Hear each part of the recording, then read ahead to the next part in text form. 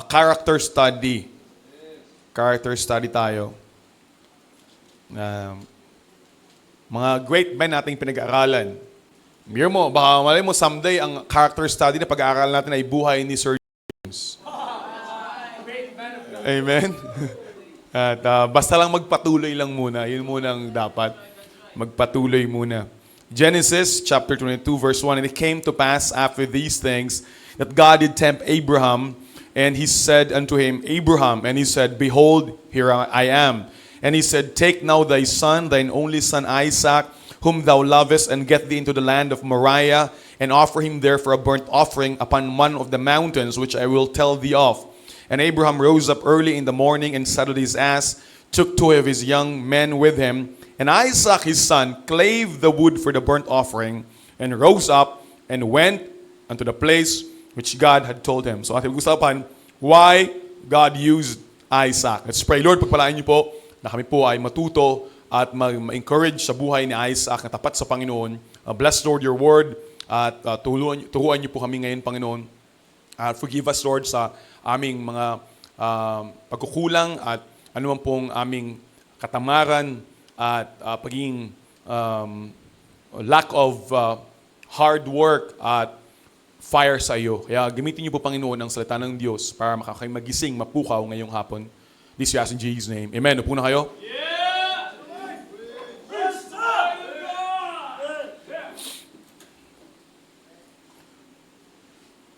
Saan nagbabakasyon ang mga isda? Sa Finland. Saang subject madalas bumabagsak ang mga isda? Sa fish sticks. Anong isda ang hindi nababasa? Tuyo. Bakit maalat ang dagat? Para di mapanis ang mga isda. Si Isaac, ano connection? Si Isaac, hanapin ko pa. Si Isaac, ang kanyang testimony ay hindi napanis at hindi natuyo. Ang testimony ni Isaac ay buhay na buhay. At palaging moving forward. Nito yung verse na moving forward. Kumbaga, move on. Andito yung verse na ganun sa buhay niya. At si Isaac ay pangalawang anak ni Abraham. Kanina, salamat sa mga nakasagot. At siya lang ang hindi umalis sa promised land sa mga patriarchs. So, yung patriarch nga pala, ginagamit ito, patriarch, ibig sabihin, ay founding fathers ng Hebrew nation. Ginagamit, anong patriarch? Ano yung patriarch? Usually, ginamit yung word na patriarch kay David, patriarch David. Ginamit din siya, patriarch yung 12 tribes, sila Dan at sila Benjamin. Pero pag binanggit mo yung patriarch, usually, ang connotation ay yung tatlong founding fathers ng bansang Israel. At yun ay si Abraham, si Isaac, at si Jacob. Kaya nga, pag binanggit sa Exodus chapter 3, verse 6, sabi ng Panginoon, I am the God of thy father, the God of Abraham, the God of Isaac, and the God of Jacob, the patriarchs. So, sa mga patriarchs, ay ano yung pagkakaiba ni Isaac? So, siya yung, kumbaga, Abraham, Isaac, Jacob. So, anong pagkakaiba ni Isaac? Una, si Isaac was peaceful. Peaceful. Hindi siya palaaway. Hindi siya barinuhin. In fact, nung in-offering siya ng tatay niya, siya yung anak na in-offering, di ba? Sa Mount Moriah. Kanina nating binasa, may nakasagot, Mount Moriah yung mountain. Dala-dala siya doon para sabi ng Panginoon, katayin mo, i-offer mo yung anak mo. Pero alam mo ba, nung in-offering siya, ay pwede naman na magpumiglas siya. Pero kung kasi mali yung ating panaw na naka-drawing na in-offer sa Isaac sa altar na parang grade 3. Hindi siya grade 3. Posible siya na ay 17 years old, 18 years old, 19 years old, possibly nga 20s pa o 30s. Bakit? Kasi pinabuhat siya nung mga panggatong. Di ba ating binasa kanina, Genesis 22:6, ating 22:6, sabi ng Biblia, 22:6, and Abraham took the wood of the burnt offering and laid it upon Isaac his son, and he took the knife in his hand and a knife, and they went both of them together. Pero mo, pinabuhat na ng panggatong, tapos umakyat pa sa bundok. Kaya ba ng grade 3 yun? So, malamang siya yung malakas na. 19, 17, 18, 25, 30. Malakas na siya. Kaya niya magdalang panggatong packet sa bundok. At ngayon, ay nung siya yung offering, pwede siyang magpumiglas. Kasi di ba, ang pinag-usapan kanina, ilang taon sa Abraham nung sabing mga anak, ay magkakaanak 100. So kung 20 years old ito, malamang 120 na si Abraham. 120, matanda na yun. 120, mahina na yun. Kaya niyang magpumiglas. But Isaac is a picture of the Lord Jesus Christ. He is a type of Christ. He is willing. He is obedient. He is peaceful. Na sabi ng Panginoon ay hindi siya, ay bin Isaiah, si Kristo ay hindi magwawala on the streets. He's the obedient son. Peaceful son. At next na, bakit peaceful siya? Kasi, nung naghukay siya ng well, ay lahat ng hinuhukay niya, inaagaw sa kanya. Inaagaw sa kanya yung mga well, pero hindi siya nakipagbanatan. Hindi siya nakipag-away. Genesis 26, at 26. Genesis 26, verse 21. And they digged another well. Verse 20. And the herdmen of Gerar did strive with Isaac's herdmen, saying, the water is ours. The water is ours. And he called the name of the well Esek because they strove with him. Naghukay sila, at pagkahukay nila, inagaw ng mga Pilistino sa Gerar. Verse 21, anong ginawa? And they digged another well and strove for that also. Inagaw na naman. And he called the name Sitna. Verse 1, anong ginawa niyo inagaw? Umalis. Nung una, inagaw, naghukay sila. Nung inagaw pa rin, umalis sila. Sabi sa verse 22, and he removed from thence and digged another well, and for that they strove not, and he called the name of place Rehoboth, for he said, for now the Lord hath made room for us, and we shall be fruitful in the land. Ano makita mo dito, kapatid? Bigyan mo sa Isaac, pinaghirapan nila, hinukay nila yung well, inagaw ng mga Pilistino, humukay o siyang panibago, inagaw na naman, at ang ginawa, instead na makipag-away, ay lumipat na lang ng lugar para walang away, naghukay na lang siya. Kung bawat Kristiyano ay matutunan lang yan, wala sanang away at mga inggitan at mga girian sa simbahan. Si Isaac, kapatid, a picture of Christ, o obedient son. Ay, yun ito yung character. Kung matutunan lang natin na, ay, ang mundo ay hindi parang pizza na pag kinuha mo yung isa, ay maaagawan ka at mauubusan ka. Hindi gawin ng Panginoon. Pag nagbigay ka, ay sabi na ba, give and it shall be given unto you. Ang problema ng iba, lalo ng mga magkakapatid, kaya kayo nag-aaway kasi pinag-aagawan nyo yung chocolate, pinag-aagawan nyo yung fried chicken, pinag-aagawan nyo yung mga pagkain. Lahat na lang pinag-aagawan. Hindi mo naisip na it's more blessed to give than to receive. Yung mga gwapo, pinag-aagawan. Yung maganda, pinag-aagawan. Yung pangit, walang pumapansin. Kapatid, peaceful. Sabi ng Panginoon, as much as in lieth in you, live peaceably with all men. Kapatid, ang kalooban ng Diyos sa simbahan dapat, kung live peaceably, kung hindi naman kailangang pag-awayan, huwag nang pag-awayan. Tumahimik ka na lang. At maging mabait sa lahat ng tao. Amen? Kasi hindi mo alam, someday, mangailangan ka din.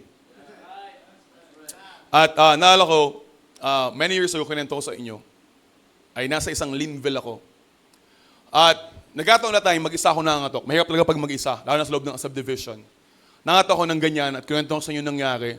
Pagkatok ko, nasa dulo ng subdivision, at bago pala yung mga subdivision, so wala pa siyang masyadong kapitbahay, nakita ko yung gate bukas. Hindi pa ayos yung gate nila. So bukas yung open na open, pumasok ako ng ganyan. So kung tao po, yung mga Linville na yan, di ba? Yung bahay nila ay yung bintana nila ganun, sa sala lang naman, front na sala, ay bukas ng ganyan, bukas. So, habang papalapit ako ng ganyan, may tao na papalapit ako ng ganyan, papunta niya sa pinto, nito yung pinto. So, nagkakatinginan kami, nakita ko siya. Papunta ako sa may pinto, nakita ko siya sa salamin, papunta doon sa may pinto, papunta din siya. So, binuksan yung pinto, nag-usap kami, at trinay ko siya ng Word of God. Pagkatapos, ay umalis na ako. Hindi interesado, umalis na ako. So pag-alis ko, yun na. Nagbahay-bahay ako, yung pala, tumawag na sa asawa. At sinabi, kwento sa akin ng lalaki, na ang sabi sa kanya, may lalaki daw, na pumunta doon, tumingin-tingin, tumingin sa kanila na parang magnanakaw, na pumunta doon sa bahay nila. At guess what? Pagpunta ko doon, pagpalabas na ako sa gate, na-contact agad yung asawa, biglang dumating yung lalaki, dala-dala yung kanyang kotse. Papalabas na ako, ito yung guardhouse, papalabas na ako niyan. Sa likod may pumarang SUV. Sumabas yung lalaki. Sige, sabi, ikaw, gano'n ako ng gano'n. Sabi niya, ikaw ba yung lalaki na gano'n? Tapos, para akong magnanakaw. Sabi, patingin, may daw lalaki, sabi ng asawa ko, tumawag sa akin. Kaya nagmamadali ako, iniwan ko yung trabaho ko. Kasi may lalaki daw na patingin-tingin na doon. Kasi yung pala, sabi niya, kasi kahapon pa lang nanakawan kami. So inisip nila, baka ako yung magnanakaw. Pampihira sa gwapong to. Talagang, mabuti lang, walang masyadong tao. Ang kausap lang namin doon, yung guard, yung lalaki, tsaka ako. Kaming tatlo lang doon. Sabi ng guard, oo nga, dapat lumabas ka na dito. Di labas. Pero ang sakit eh. Ilang beses na akong, pag matagal ka ng, ilang beses ka na reject, pagtagal masanay ka na rin. Di ba, ma'am? Nasanay na rin ako, so, labas. That was many years ago. Many years ago. Then, this week lang, may nag-chat sa akin. Yung nag-a-attend dito, nakatok ko, hindi lang siya na nakatok ko, nakatok pa ako ng iba. Nag-a-attend dito at sinat ako, sabi niya, Pastor, ay merong babae na gusto niya na yung school nila ay may kailangan ng speaker. Kailangan mag-speak sa kanilang parang retreat. Yung kanilang grade 9, grade students ay kailangan ng speaker at kailangan mag-preach doon at kailangan niyang speaker. Pwede ka ba? Sabi niya, ito pastor yung pinuntahan mo dati, kinuwento mo sa akin. Sabi ko, yan yun? Paano pag nakilala niya ako? So, sabi niya, hindi ka naman siguro makilala, huwag ka na magpakilala. So, sabi niya, ibibigay ko yung Facebook mo. In short, binigay yung Facebook, nag-chat na kami, nagkakaayos na kami. Sa September, ay pupunta ko sa school, isang private school na mamahalin.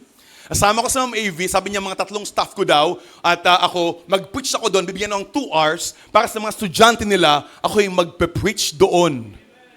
Kachat ko na sa Facebook, hindi niya pa ako nakikilala. Kaya sabi ko nga sa'yo, maging mabait ka sa lahat ng tao, hindi mo alam kung mangangailangan ka in the future. Alam mo, sabi ko kay AV, tawa ko ng tao, sabi ko, AV, what a turnaround. Sabi nga sa amin sa States. Di ba yung turn around ng pangyayari? Dinuwa ko na parang magnako yung pala one of these days kakailangan na mag-preach, pero hindi ko na ipapaalam mo yun. Ang gagawin ko lang, kung makilala ko hindi, I'll just go there and preach the word of God. Sabi ko, AV, ang mahalaga, makilala ko hindi, I'll do some good thing para sa kanya, para makita niya na hindi tayo magnakaw. We preach the word of God. At guess what? Ba't niya ako nakilala? Kasi recommend ako ng sa kapitbahay niya na doon lang na nag-a-attend dito. I-recommend ba naman yung gantong mukha? Pambihira. Amen? Kaya ikaw na malupit ka sa mga tao, malupit ka sa mga ka-full-time mo, malupit ka sa mga ka-frontliner mo, malupit ka sa mga pangit, malupit ka sa mga inaapi, one of these days, mangangailangan ka din. Ang sungit-sungit mo, one of these days, mangangailangan.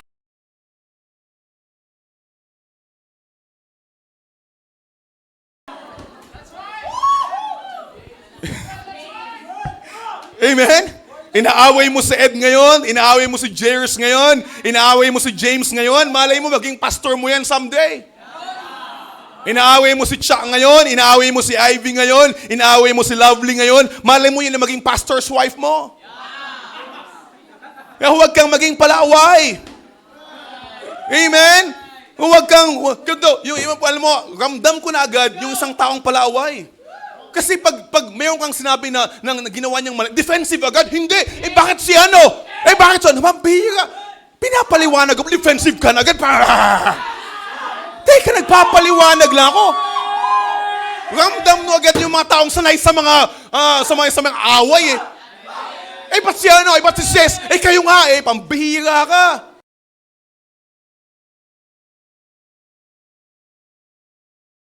Kung dati palengkera ka, huwag mong dalhin dito simbahan yan. Dito pinaayos natin, hindi natin ginugulo. Naalala ko dati, biro mo, magkapatid dito sa church, sa tsinelas lang nag-away.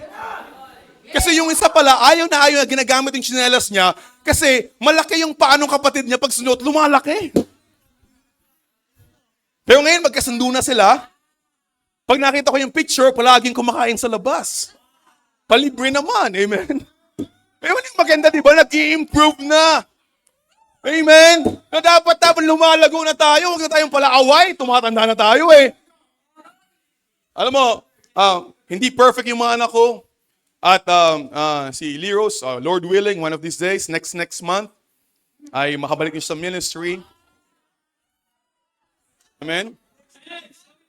Pero one thing na appreciate namin ni AV kay Liros ay kahit anong pagalit mo, kahit anong palo namin, hindi siya nagdadabog, hindi siya sumisimangot. Poker face lang, pero at least hindi siya Di ba? Grade 10 na yan ngayon. Grade 10 na sa Kalawan, magka-high school na, pero at ilang taon na siya dito, sa church, wala pa kayo, dito na siya. Pero wala pa akong nabalitaan dito, sa Kalawan na siyang pinanggalingan ng away.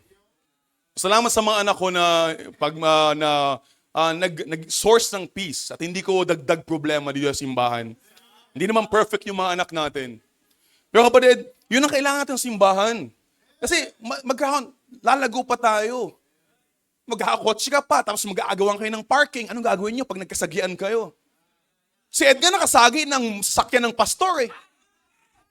Mabuti ang bait ng pastor. Amen? Kung yung pastor mabait sa'yo, dapat mabait ka din sa iba. Amen? Hirap ng palaaway. Amen? Alam mo, itong sabi ko sa nila, Brad, sis, ganito. Pag may kaaway ka na isa dito sa simbahan, posible na ang mali yung kaaway mo. Pero pag lahat na lang kaaway mo, palagay ko ang may problema, ikaw na. Kaaway mo yung asawa mo, kasaway mo yung biyan.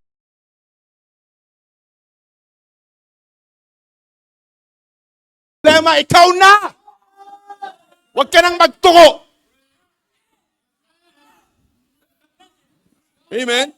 Itong masaklap eh. Wala ka nang ginagawa sa church, palaaway ka pa. Hindi ka nga nakakatulong, inaway mo pa lahat. Pwede ba? Wala ka nang nagagawa, tumahimik ka na lang. Yun ang best sa pinakamagawin mo. Tumahimik. Pag na makipag-away. Kung wala kang bunga, wala kang soul winning, wala kang ministry, ang best na piling magawa, just be kind. Yun lang. Parang andyan ka lang, parang pusa na andyan lang. Ganun lang.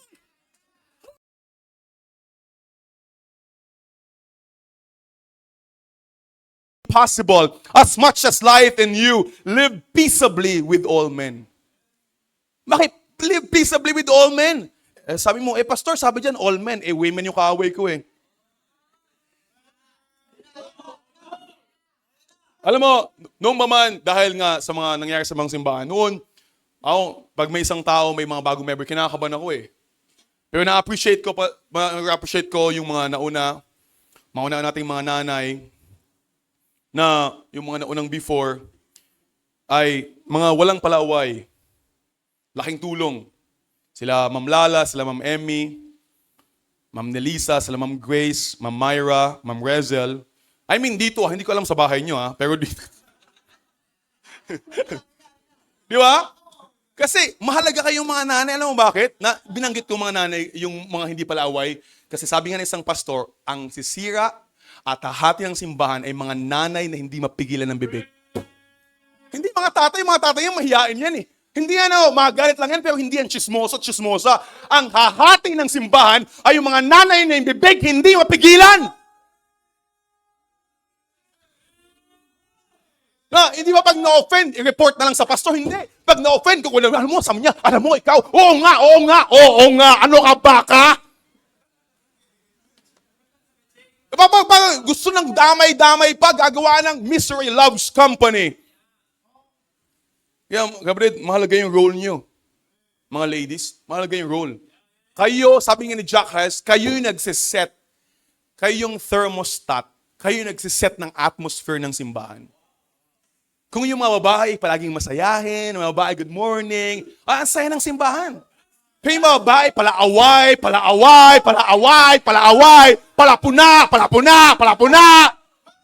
Ang pangit ang spirito ng simbahan. Alam mo yun, pangit ka na nga, pangit pa espiritu mo, sinagad mo naman.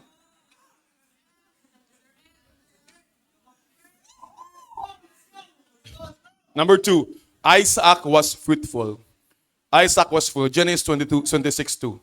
Genesis 26:2. Sabi ng Bible dyan, and the Lord appeared unto him, sabi ng Biblia, ay dwell, teka lang. Verse 12, and Isaac sowed in that land and received in the same year 100-fold, and the Lord blessed him. And the man waxed great and went forward and grew until he became very great, and had possessions of flocks and possessions of herds and great store of servants, and the Philistines envied him. Ano mo sabi ng Bible?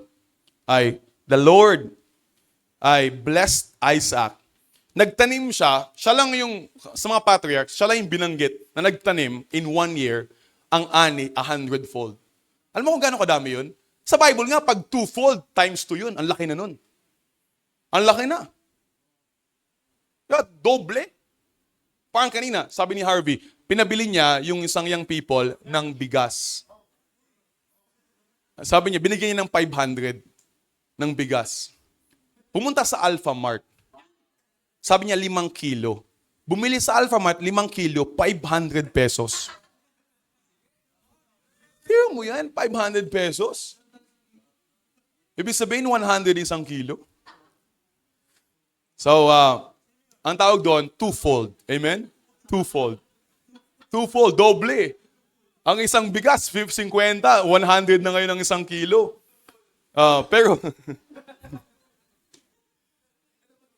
si Isaac, kapatid, sabi niya, ay hindi lang 3-fold times 3. 4-fold times 4. 5-fold times 5. 10-fold times 10. Ito, nagtanim siya 100-fold in 1 year. Kahit Bombay, talo nito. Anong keyword dito? Move. Sabi ng Biblia dito. Sabi sa verse 13. And the man waxed great and went forward. Sa present tense, go forward and grew until he became very great. Alam mo, yung mga taong fruitful, hindi tumitigil yan. Iba kasi, ang nag-soul winning, walang naging bisita, walang bunga, ayaw ko na. Wala akong na-win, ayaw ko na. Hindi, lahat ng mga nagsimula, kailangan muna ilang beses kang mag-fail at mag-fail at mag-fail at mag-fail. Minsan nga, katanong yung mga businessman, sabi niya, ang gagawin mo lang sa isang business ay damihan mo lang ang iyong failing rate. Failing rate. Anong ibig sabihin nun? Mas madaming failure, mas madaming no, mas malaking possibility na sa dulo may yes na. Kaya ang tawag nila dyan sa business ay failing rate. Damihan mo yung failing rate kasi the more na may humindi sa'yo, mas malaking possibility na sa dulo ay may blessing, may umuo sa'yo. Gawin niyo soul winning. Kaya ang tawag nila dyan ay failing forward. The more you fail, the more you go forward. Kaya yung iba, nagsimula ng onte sa ministry, nag-fail ng onte, hindi nga, dadamihan mo na ilang beses na mag-fail, doon ka lalago.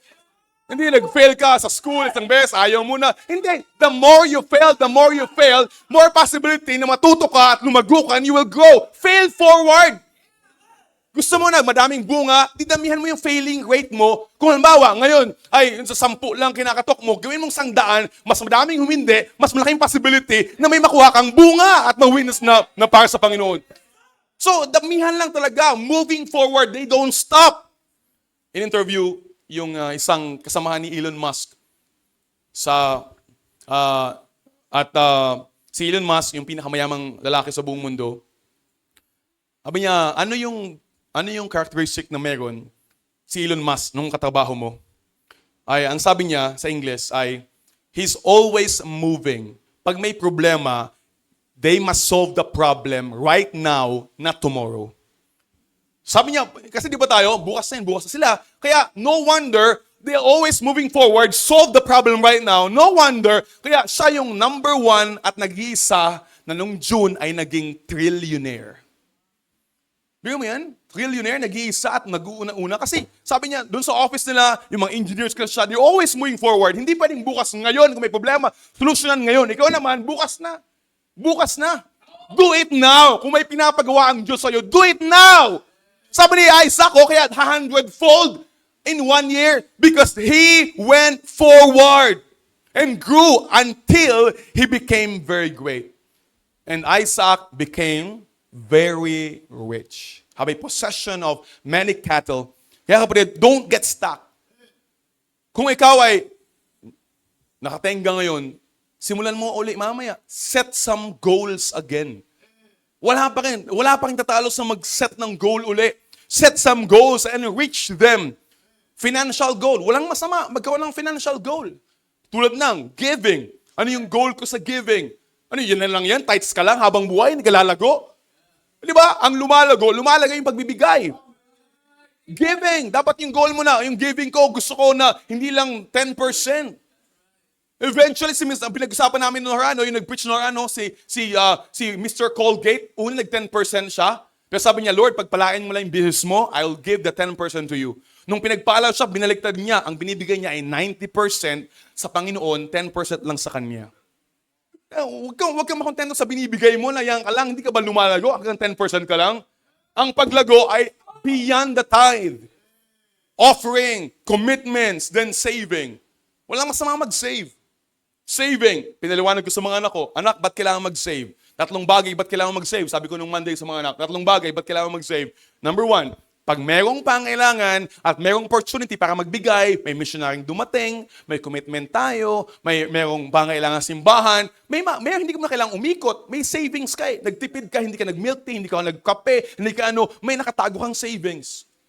Pangalawa, sabi ko sa nila ay pag merong opportunity. Halimbawa, merong laptop na binibenta na worth 10 pesos lang. Di ba, halimbawa may binibenta laptop, sino makakabili nun? Yung may savings, opportunity ng laptop na ibigay. O kaya merong PC na kailangan mo sa school, kailangan mo may cellphone. Narinig ko si Ed, bibili daw ng tablet. Di ba, nag-iipon siguro ito, nag-save. Kasi pag may opportunity, meron. At pangatlo, ay nakalimutan ko ate, yung pangatlo. Sam, ano yung third? Ba't kailangan mag-save? Next time na. Now, so next, giving, saving. Pangatlo, ba't kailangan magkaroon ng financial goals? Paying. Ano yung paying? Magbayad ng utang. Paying debts. Tinuruan tayo ni Jack Hales, ano yung dapat na 4 na sunod-sunod pag nagkaroon ng pera. Number 1, tithe. Tithe. After ng tithe, debt. Utang muna. Debt. Pangatlo ay savings. Pang-4 ay needs. Pang-5 ay wants o luxuries. Binaliktad mo yun, kagulo yung finances. So una ay tithe and offering. Pangalawa, debts. Pangatlo, savings. Pang-4 ay wants, ay needs. At panghuli, yung wants and luxuries. Yung iba, una yung wants and luxuries dahil walang goal.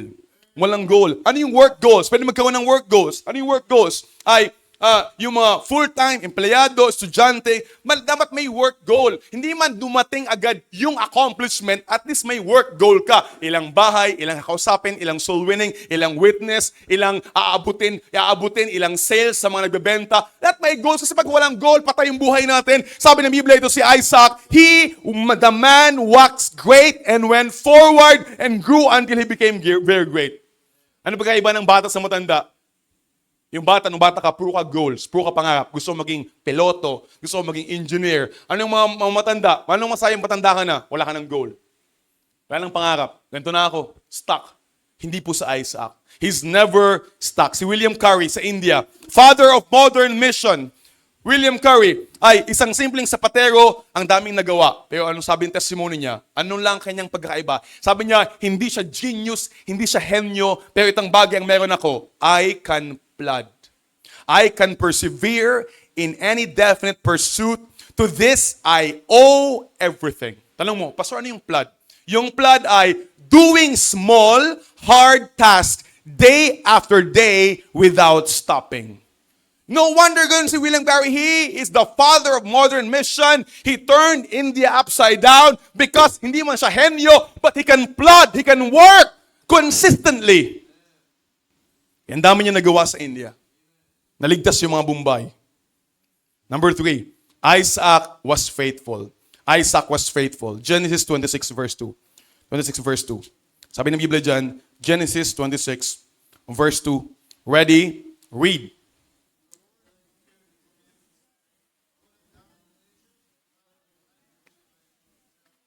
Okay, nalala ko na. 3 bagay, ba't kailangan mag-save? Number 1, pag may pangailangan sa gawain ng Panginoon. May missionary dumating. Dumating si Migo, bumalik dito, at mag-preach dito, na-bless ka, gusto mong maging blessing sa tanawan, can give a love offering. Pangalawa, pag may emergency. Yun talaga yun. Emergency, kaya ang tawag ng emergency fund, rainy day fund. At pangatlo, pag may opportunity. Na major, na may bagong bahay, may bagong lote. Sino makabili ng bagong lote? Sino makabili ng bagong bahay? You may save. Amen? Tuloy tayo. So, Isaac was faithful. Sabi ng Bible ay dito, and the Lord appeared unto him, go not down to Egypt. Alam ba, una, ba't siya faithful? Una, faithful siya sa kanyang heritage. Sa 3 patriarch, ano yung patriarch? Yung 3 faithful, 3 fathers, Abraham, Isaac, and Jacob. Sa 3 patriarch, siya lang ang hindi umalis sa Canaan, sa promised land. At si Abraham, nung nagkaroon ng famine, nagkaroon ng tagutom, pumunta sa Egypt. Si Jacob, nung siya ay maghahanap ng asawa, pumunta doon sa, lumabas siya, sorry, I'm confused. Si Jacob ay lumabas ng bansa. Kailan siya nga lumabas? Can you help me here? Yun, tama. Yung servant niya kasi umalis eh. Tumakas siya. Yeah, exactly. Yo, sorry. Ang servant niya kasi yung pumunta para maghanap ng asawa. Pero nung papatayin siya nung kanyang kapatid. Nung papatayin siya ni Esau, tumakbo siya saan? Sa Mesopotamia. Lumayo siya. So, yung si Abraham at si Jacob ay umalis. Si Isaac, ang pinakamalayong pinuntahan niya ay Gerar. Alam mo yung Gerar?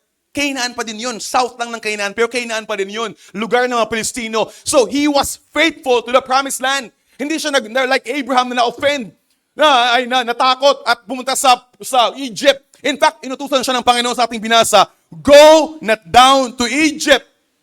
Malinaw, anong Egypt? Egypt is a picture of the world. Hindi siya nag-backslide. Hindi siya lumayo sa Panginoon. At nagstay siya doon. And sabi ng Bible, go not down. Kaya siya, alam mo, nagstay siya, si Abraham, nagkaroon ng famine, takbo sa Egypt. Pero si Isaac, nagstay doon sa Canaan. Next verse, pinagpala ng Diyos. Sabi, he was very rich. Pinagpala tenfold. Next, alam mo ba't siya faithful? Kasi, sa kanyang heritage, kaya siya naguhukay ng mga well. Dahil sabi niya, ito ay hinukay nung tatay ko. Ating busan. Genesis chapter 26 verse 18. 26 verse 18. Sabi ng Biblia, and Isaac digged again the wells of water which they had digged in the days of Abraham his father, for the Philistines had stopped them after the death of Abraham, and he called the names after the names by which his father had called them. Alam mo, hinukay ni Isaac, yung mga well na hinukay ng tatay niya. For a long time, ito yung picture ng mga old paths, old-fashioned na hinuhukay ni Isaac, yung mga sinimulan ng ating mga forefathers. Kaya sabi ni Jeremiah, sabi niya, sabi Jeremiah 6:16, thus saith the Lord, stand ye in the way and see and ask for the old paths, where is the good way, and walk therein, and you shall find rest for your souls. Kapatid, pasalamat ka kung yung pastor mo ay palaging na-emphasize old-fashioned music. Pasalamat ka kung si Miko at si Ed pinipicturean yung mga palda nyo na hindi umikli, palaging mahaba. Pasalamat kayo pag may mga nagsasaway sa inyo. Yung ano mo, ang baba na naman. Yung likod mo, ibang ginagawa ng iba. Dito sa likod ay open likod, tapos baba lang yung buhok. Pag hinangin yung buhok, kita na yung likod. Yung iba naman ay nagdadamit, pero black nga, pero see-through naman. Naka-sleeveless sa loob. Salamat kayo, may nagsasaway, may nagpipicture sa inyo. Biro mo yan? At least may nagpipicture sa inyo. Nanasa mo na yung dati, may nagpipicture sa'yo. Diba? O diba sikat ka, may nagpipicture sa'yo? Bakit? Sabi niya, hinuhukay ni Isaac yung well nung tatay niya that the Philistines stopped. Yung mga Pilistino, pinatigil nila. Yan yung ginagawa ng mga born again at mga Pentecostal. Pinatitigil yung ating mga old paths. Ano yung old paths natin? Ano yung old paths? Pag baptist ka at choir member ka at nag-preach ka na, dapat naka one side ka. Amen? Makinig kayo sa akin. Alam mo bakit? Kasi, kung halimbawa, nag-preach ka na sa unahan, pag sinimula ng isa na pumayag tayo na hindi mag one side, paano na yung next? Ilan ang gagaya sa inyo? But si sir, nasa choir, nag-preach na siya, hindi siya naka one side. Dapat talaga, kung nasa ministry tayo, privilege yun. Privilege na maging influence sa next generation. Kaya yung haba ng palda mo, ay influensya mo yan. Yung buhok mo, influensya mo yan. Yung damit mo, influensya mo yan. Amen? Kanina, pinitsya ka ni Ma'am AV at sinend sa akin. Nag-chat kami ni Ma'am AV kanina. Baka masuspend kami, ha? Pinitsya ka ni Ma'am AV, sinend sa akin. At pinitsyaran yung nag-special number kayo ng umaga, si Ma'am Tess at si Clarice. So dyan sila. Ang haba kasi ng palda. Itong sabi ng Ma'am ang ganda pag ang haba ng skirt sa unahan. So feminine and no distraction.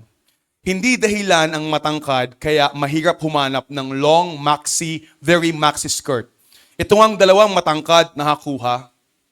Kaya yung iba dyan na walang mahabang palda eh. Hindi mo ba alam na pag sinuot mo yung suot nila at sinuot ni Jen yun, ay kumot na yun? Mabuti nga, hindi ka mga matangkad, ang bilis na makahaba ng makahanap ng maikli eh. Itong matangkad pareho yung yan, oh. Nakahawa, walang excuse talaga. Pag gusto, may paraan. Pag ayaw, madaming dahilan. Oh. Pero mo ikaw, ang kapiranggot ka lang naman. Kahit punda, pwede sa'yo magkasya eh. Kaya, salamat kay Denise at kay Dana na galing pang Maynila, nakakating dito. Oh, hindi nila ginagawa yan dati. Pero na-convict na sila na galing Maynila, hindi mabilis yun. Pamasahe din yan. Uuwi. Sabi ko sana, magsimba naman sila doon kila Pastor Son sa Maynila. Pero talagang feeling ko ang puso nila nandito eh. Amen? Kasi dapat tayo, bumalik ka dun sa heritage mo. Bumalik ka. Let's look for the old paths, the old-fashioned practice.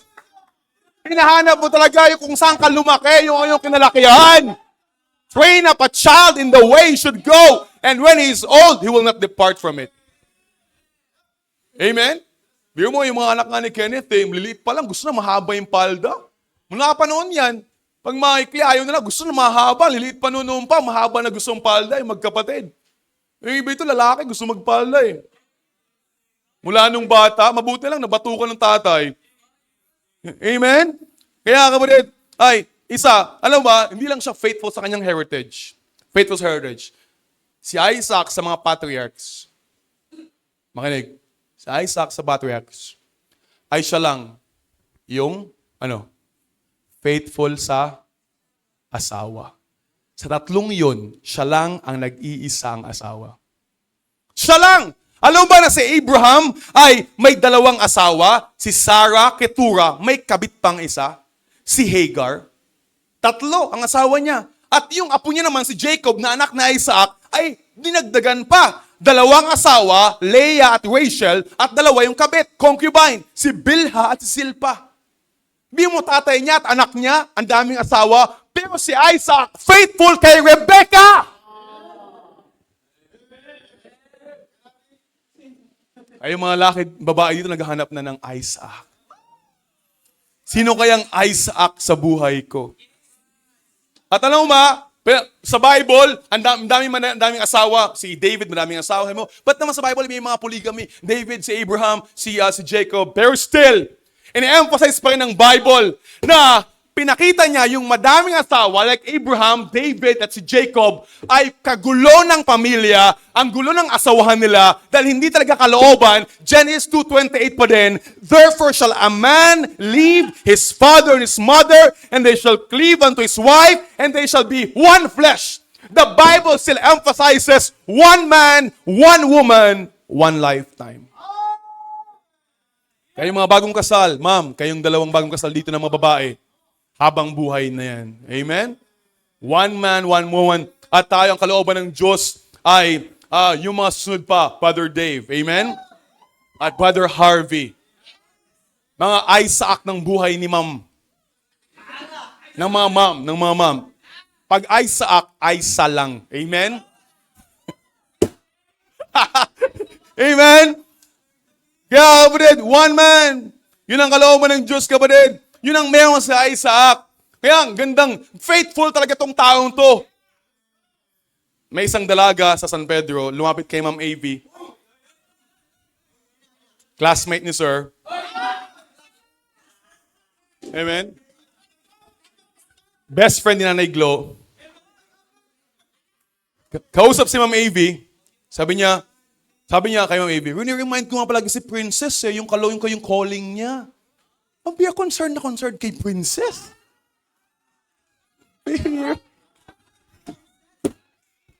Ito mabuti pa kay Princess, ang daming concern. Pero alam mo, si Sir hindi apektado. Stick to one, si Sir. Amen? Isaac. Amen? Isa lang. Amen?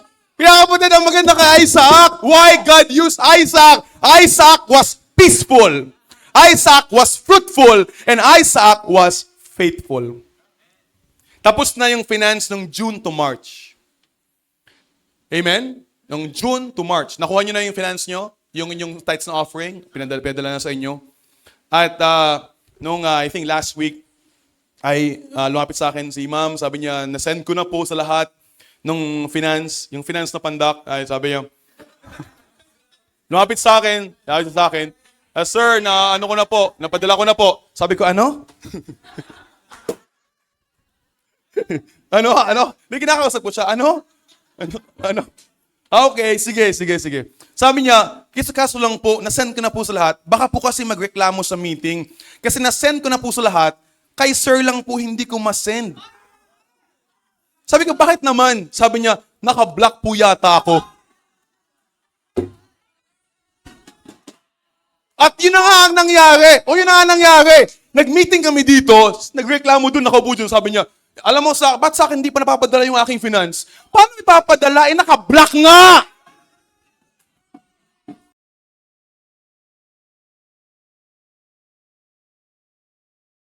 Sakit! Ba't naman ganon? Hindi, dahil nga stick to one. Amen? Yun ang hindi ko alam kung sino talaga. Hindi talaga. Pero grabe naman, bablock mo, ka-church mo, ka-ano mo, di ba? Amen. Pero itong maganda. Namatay si Kuya Jury, yung tatay ni Ma'am. At alam mo ang maganda sa kanila ni Kuya Rene, parehong save. Parehong 50s pa lang kinuha ng Panginoon. Parehong pumutok yung ugat nila. Parehong tatay ng graduate sa BHBC. Na parehong nag-aral sa Crescencia. Na parehong nag-graduate on time. Na parehong nasa Lucena nung Lunes. Yung isa nasa Bible study, yung isa sa hospital. Pinapasabay ko na, gusto yata ayaw talaga pasabayin.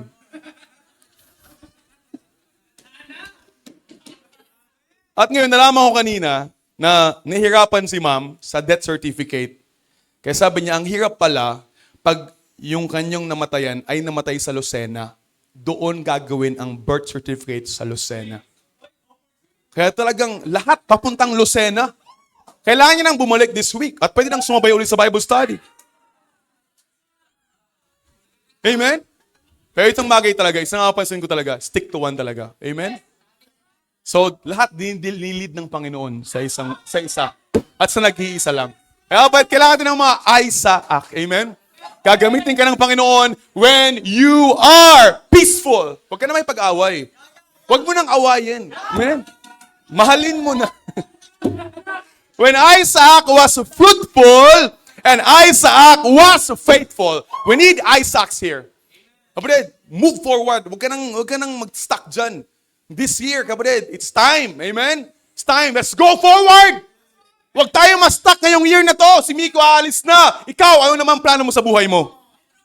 Amen? Be faithful. Huwag kang ma-offend ka pupunta ka sa born again na pinanggalingan mo. Let's go back. Let's go to the wells of the old paths. And be faithful sa ating mga mag-asawa, sa nag-iisa natin. Kung mayroon man dapat maging faithful, tayo yun. Sabi, ganda ng book naming binabasa na dati ng AV. Ang title ng book sa mag-asawa, ang title ay, Not Even a Hint. Not Even a Hint. Yung sabi ni Ma'am Lala kay Brother Renz na parang si Brother Renz hindi makatingin sa iba. Kaya sabi ko sa inyo, magmahal ka ng bulag para hindi siya tumingin sa iba. Tayo tumayo, tayo malangin. Lord, thank you Lord kay Isaac. Salamat po Panginoon sa example niya sa marriage, faithful sa isa. Kami po mag-asawa, help us Lord to be faithful.